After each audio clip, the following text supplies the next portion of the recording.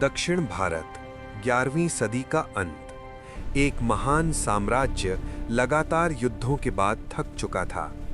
सिंहासन बदल रहे थे, राजनीतिक संघर्ष बढ़ रहे थे और चोल साम्राज्य को चाहिए था एक ऐसा शासक जो केवल युद्ध न जीते बल्कि भविष्य बचाए।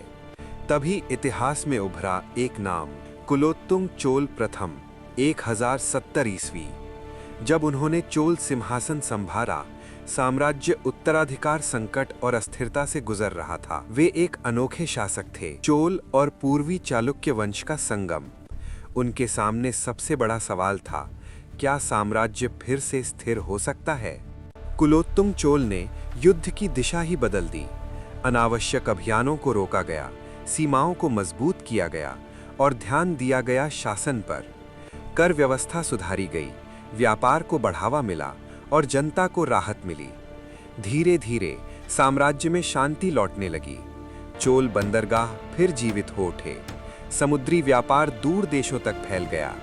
जहाज केवल सामान नहीं ले जा रहे थे, वे चोल समृद्धि का संदेश ले जा रहे थे। मंदिर संस्कृति, अर्थव्यवस्था और प्रशासन के केंद्र बन गए। उनके लंबे शासन में चोल साम्राज्य की पहचान बदल गई। अब शक्ति केवल युद्ध में नहीं बल्कि स्थिरता और समृद्धि में दिखती थी।